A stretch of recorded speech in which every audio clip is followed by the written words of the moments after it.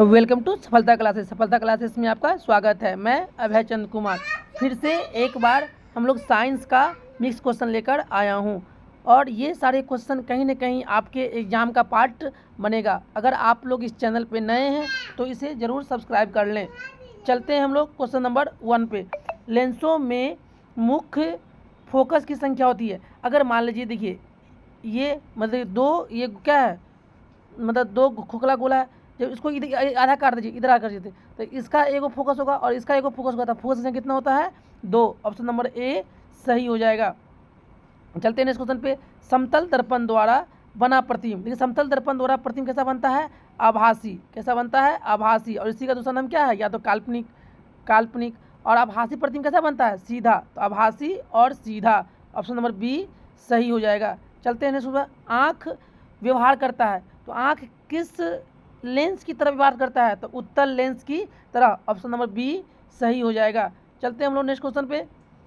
Question number देखिए, spectrum प्राप्त करने के लिए किसका उपयोग करते हैं, तो स्पेक्ट्रम प्राप्त करने के लिए हम लोग प्रिज्म का प्रयोग करते हैं, ऑप्शन नंबर डी सही हो जाएगा। चलते हैं हम लोग नेक्स्ट क्वेश्चन पे। रेटिना पर किसी वस्तु का, रेटिना प्रतिबिंब कहाँ बनता है, रेटिना पे कैसा बनता है, उल्टा तथा वास्तविक। तो प्रतिबिंब किसके द्वारा बनता है, तो ये क्या होता है, एक आम नेत्र लेंस के द्वारा बनता है, ऑप्शन नंबर सी सही हो जाएगा। चलते हैं नेक्स्ट क्वेश्चन पे। विभवांतर मापने वाले यंत्र को, देखिए विभवांतर किससे नापते हैं हम लोग, वोल्ट मीटर से। अब विद्युत धारा एमीटर से। विद्युत धारा किससे नापते हैं हम लोग, एमीटर से। और विभवांतर वोल्ट मीटर से, ऑप्शन नंबर बी सही हो जाएगा। चलते हैं नेक्स्ट क्वेश्चन पे। एमीटर को विद्युत परिपथ में कैसे जोड़ा जाता है, तो एमीटर को हम लोग विद्युत परिपथ में कैसे जोड़ते हैं, श्रेणी क्रम में, ऑप्शन नंबर ए सही हो जाएगा। चलते हैं नेक्स्ट क्वेश्चन पे। विद्युत मोटर परिवर्तित करता है, तो विद्युत मोटर कैसे परिवर्तित करता है कि मतलब विद्युत ऊर्जा को किसमें बदलता है, ये यांत्रिक ऊर्जा में, ऑप्शन नंबर बी सही हो जाएगा। चलते हैं नेक्स्ट क्वेश्चन पे। विद्युत फ्यूज बचाता है, तो विद्युत फ्यूज क्या, लघु पथन में बहने वाली उच्च धारा के खतरे से, ऑप्शन नंबर बी सही हो जाएगा। चलते हैं नेक्स्ट क्वेश्चन पे। विद्युत धारा उत्पन्न करने वाली युक्ति को हम लोग क्या कहते हैं, तो जनित्र, जनरेटर या जनित्र, ऑप्शन नंबर ए सही हो जाएगा। चलते हैं नेक्स्ट क्वेश्चन पे। ऊर्जा के सभी रूपों में अनंत स्रोत किसे माना जाता है, तो किसे मानते हैं हम लोग, सूर्य को, ऑप्शन नंबर सी सही हो जाएगा। चलते हैं नेक्स्ट क्वेश्चन पे। पवन चक्की में उपयोगी ऊर्जा प्राप्त करने के लिए पवन का न्यूनतम वेग कितना होना चाहिए, तो 15 किलोमीटर पर आवर। अगर पवन का वेग कितना है, 15 किलोमीटर, मतलब 1 घंटा में कितना किलोमीटर पवन होना चाहिए, 15 किलोमीटर। तो उतना न्यूनतम वेग होना चाहिए, तो ऑप्शन नंबर बी सही हो जाएगा। चलते हैं नेक्स्ट क्वेश्चन पे। देखिए CaCO3 बना क्या, CO, कैल्शियम ऑक्साइड और कार्बन डाइऑक्साइड। तो देखिए ये क्या है, ये मान लीजिए एक पदार्थ है, ये पदार्थ क्या है, 2 या 2 से अधिक पदार्थों में टूटा है, उससे हम लोग क्या कहते हैं, अपघटन अपक्रिया, ऑप्शन नंबर सी सही हो जाएगा। चलते हैं इसमें। श्वसन किस प्रकार की अपक्रिया है, तो श्वसन कैसा है, उपचयन, ऑप्शन नंबर ए सही हो जाएगा। चलते हैं नेक्स्ट क्वेश्चन पे। चलिए ये क्या है, रिपीट हो गया, श्वसन किस प्रकार की अपक्रिया है, तो संयोज उपचयन, ऑप्शन नंबर बी सही हो जाएगा। चलते हैं नेक्स्ट क्वेश्चन पे।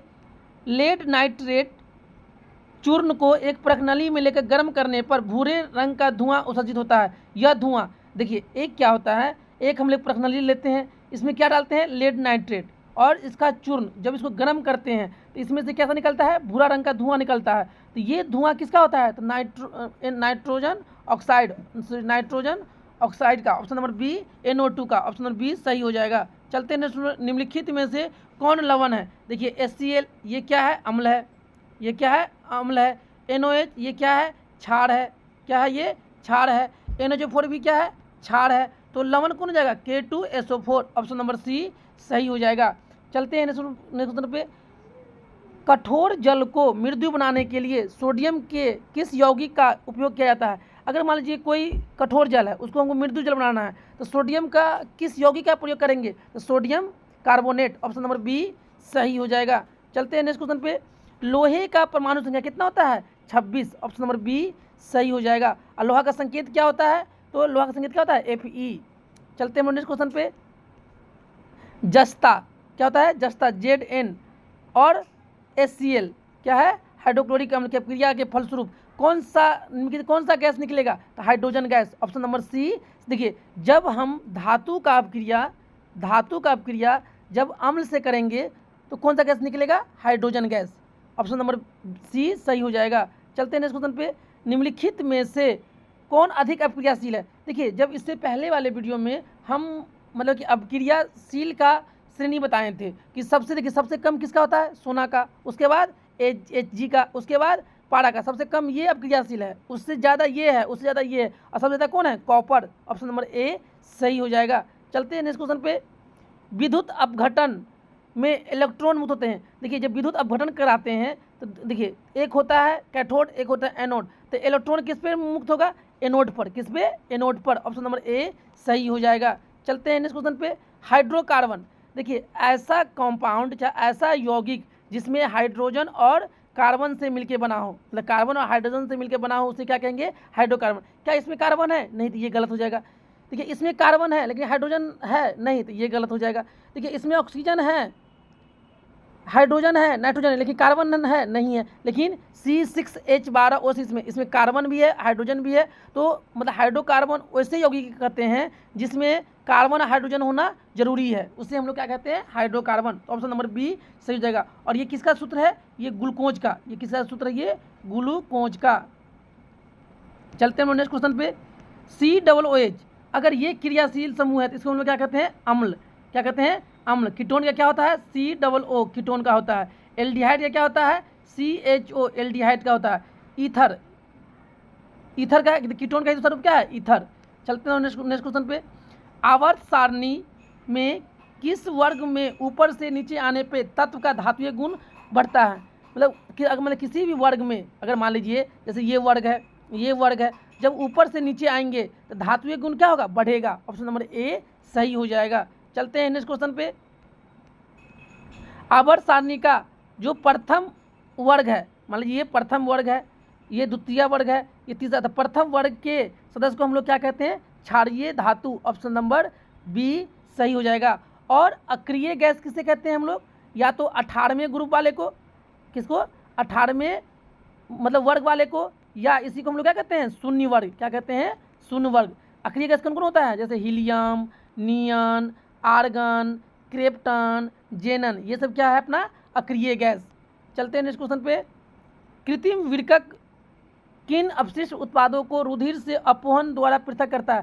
तो जो कृत्रिम विरकक, जो हम मतलब कृत्रिम बाहर से जो विरकक लगाते हैं, तो किस उत्पादों को रुधिर से अपवहन द्वारा पृथक करता है? तो नाइट्रोजन। ऑप्शन नंबर ए सही हो जाएगा। चलते हैं नेक्स्ट क्वेश्चन पे। भोजन का पचना किस प्रकार का है? तो ये उपचयन अपक्रिया है। भोजन का पचना किस प्रकार का अपक्रिया है? उपचयन। चलते हैं नेक्स्ट क्वेश्चन पे। प्राकृतिक में ऑक्सीजन का संतुलन कैसे बना रहेगा? प्रकाश संश्लेषण के द्वारा। ऑप्शन नंबर बी सही हो जाएगा। चलते हैं नेक्स्ट क्वेश्चन पे। डेंगू उत्पन्न करने वाला मच्छर किस तरह के जल में रहता है? तो ये साफ जल में। ऑप्शन नंबर ए सही हो जाएगा। चलते हैं नेक्स्ट क्वेश्चन पे। पादप हार्मोन का उदाहरण है, देखिए कौन है? ऑक्सिन। ऑक्सिन क्या है? पादप हार्मोन का उदाहरण है। चलते हैं नेक्स्ट क्वेश्चन पे। निम्न में से कौन हार्मोन कोशिका दीर्घन एवं विभाजन? देखिए, ऐसा कौन सा पादप हार्मोन है जो कोशिका दीर्घन में और विभाजन में मदद करता है? तो ऑक्सिन भी है, जिब्रेलिन भी है और साइटोकाइनिन भी। इनमें से सभी। ऑप्शन नंबर डी सही हो जाएगा। चलते हैं नेक्स्ट पे। तंत्रिका कोशिका क्या कहलाती है? तो न्यूरॉन। ऑप्शन नंबर बी सही हो जाएगा। चलते हैं नेक्स्ट क्वेश्चन पे। अंडाणु निषेचित होती है किससे? अंडाशय से। अंडाणु कहाँ पे निषेचित होता है? तो अंडाशय से। चलते हैं नेक्स्ट क्वेश्चन पे। मानव मादा, देखिए मादा जनन तंत्र का भाग नहीं है। देखिए, मादा जनन तंत्र अंडाशय है, गर्भाशय भी है, डिंबानीय भी है, लेकिन शुक्रवाहिका ये किसका है? ये अपना ये मादा जनन अंग नहीं है। ये क्या है? पुरुष जनन अंग। चलते हैं नेक्स्ट क्वेश्चन पे। शुक्राणु बनता है, तो शुक्राणु कहाँ बनता है? विरसन में। ऑप्शन नंबर ए सही हो जाएगा। चलते हैं नेक्स्ट क्वेश्चन पे। पुस्तक द ऑरिजिन ऑफ स्पीसीज किसके द्वारा लिखा गया था? तो Charles Darwin. Option number C सही हो जाएगा। चलते हैं नेक्स्ट क्वेश्चन पे। ओजोन परत पाई जाती है तो कहाँ? स्ट्रेटोस्फीयर। इसी को हम लोग क्या कहते हैं? क्षोभ मंडल। क्या कहते हैं इसको? क्षोभ मंडल। क्या कहते हैं? क्षोभ मंडल। चलते हैं नेक्स्ट क्वेश्चन पे। निम्न में से कौन जैविक प्रक्रम द्वारा अपघटित होने वाला पदार्थ है? तो जैविक प्रक्रम के द्वारा कौन होगा? सूखे घास पत्ते। ऑप्शन नंबर ए सही हो जाएगा। चलते हैं नेक्स्ट पे। निम्नलिखित में कौन भूमिगत जल का उदाहरण है? जो कुआं होता है वो क्या होता है? भूमिगत जल का उदाहरण है। चलते हैं नेक्स्ट पे। रासायनिक अपक्रिया के दौरान किसी पदार्थ में ऑक्सीजन का हास होना मतलब ऑक्सीजन का कमी होना क्या कहलाता है? अपचयन। और ऑक्सीजन का जुटना उपचयन। मतलब यहाँ पर ऑक्सीजन का कमी हो रहा है तो क्या कहेंगे? अपचयन। चलते हैं नेक्स्ट क्वेश्चन पे। कौन सी गैस वैश्विक ऊष्मन के लिए उत्तरदायी है? तो कार्बन डाइऑक्साइड क्या है? वैश्विक ऊर्जन के लिए क्या है? उत्तरदायी है। चलते हैं, पित्त रस कहाँ से स्रावित होता है? अग्नाशय ग्रंथि से। ऑप्शन नंबर ए सही हो जाएगा। चलते हैं नेक्स्ट क्वेश्चन पे। कौन सी अभिलक्षण वंशागत नहीं है? देखिए, आँख का रंग वंशागत है, चमड़ी का रंग वंशागत है, शरीर का आकार वंशागत है, लेकिन बाल की प्रकृति हो भी सकता है और नहीं भी सकता, तो ये नहीं है। चलते हैं नेक्स्ट क्वेश्चन पे। आधुनिक आवर्त सारणी में समूह संख्या कितना है? 18। कितना है समूह संख्या? 18। चलते हैं नेक्स्ट क्वेश्चन पे। ग्लूकोज के एक अणु में ऑक्सीजन, देखिए ग्लूकोज C6H12O6, तो ऑक्सीजन में कितना अणु है? 6 अणु। कार्बन में कितना अणु है? 6। हाइड्रोजन में कितना अणु है? 12। तो इससे पूछा है ऑक्सीजन के कितने अणु हैं? तो ऑक्सीजन के 6 अणु। चलते हैं नेक्स्ट क्वेश्चन पे। शुद्ध जल का पीएच मान कितना होता है? 7। ऑप्शन नंबर बी सही हो जाएगा। चलते हैं नेक्स्ट क्वेश्चन पे। किस वर्ण का तरंग सबसे बड़ा होता है? देखिए, जब ये प्रिज्म है, प्रिज्म से जब हम लोग श्वेत प्रकाश से किरण गुजारेंगे ये कितने रंग में बढ़ जाएंगे? ये 7 अलग अलग रंग में बढ़ जाएंगे। सबसे ऊपर कौन होगा? लाल। सबसे नीचे कौन होगा? बैगनी। तो सबसे ज़्यादा तरंग किसका होता है? लाल का। सबसे कम बैगनी का। तो सबसे ज़्यादा सबसे बड़ा किसका होगा? लाल का। ऑप्शन नंबर ए सही हो जाएगा। चलिए हम लोग कुछ क्या कर लेते हैं? रिवीजन। देखिए, ये प्रिज्म है, प्रिज्म से जब श्वेत प्रकाश से गुजारेंगे ये कितने रंगों में बढ़ जाएगा? 7 रंगों में। कितने रंगों में? 7 अलग अलग रंगों में। सबसे ऊपर लाल, सबसे नीचे बैंगनी और बीच में हरा। अगर पूछेगा सबसे ज़्यादा तरंग किसका होता है? लाल का। सबसे कम किसका होता है? बैंगनी का। अगर पूछेगा झुकाव, सबसे कम झुकाव किसका होता है? लाल का। और सबसे ज़्यादा झुकाव किसका होता है? बैंगनी का। अब पूछेगा अपवर्तनांक, अपवर्तनांक सबसे ज़्यादा किसका होगा? बैंगनी का। और अपवर्तनांक सबसे कम किसका होगा? लाल का। अगर इसको याद करना है 7 रंग के तो हम क्या करेंगे? याद करेंगे बैजानी पिनाला, पीनाला। देखिए, बै से बैंगनी, जौ से जामनी, नौ से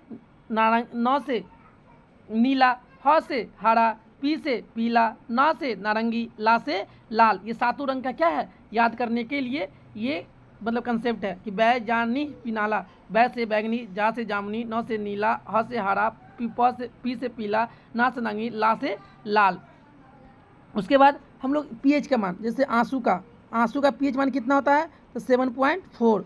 खून का कितना होता है? 7.4। उसके बाद खून हो गया। शुद्ध जल का कितना होता है? शुद्ध जल का, तो इसका भी कितना होता है? 7.4। समुद्री जल का कितना होता है? समुद्री जल का 8.4। कितना होता है? 8.4। जैसे नींबू का कितना होता है? 2.4 या 2.5। ये दोनों में से कुछ भी हो सकता है। नींबू का हो गया। और जैसे बोलेगा पेशाब का कितना होता है? 6। कितना होता है? 6। दूध का कितना होता है?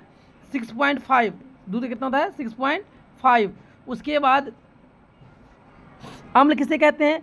जैसे देखिए, ये पीएच स्केल था, यहाँ पे 0 से लेके 14 तक, बीच वाला को 7, 7 से कम वाले को अम्ल, 7 से ज़्यादा वाले को क्षार और 7 वाले को उदासीन।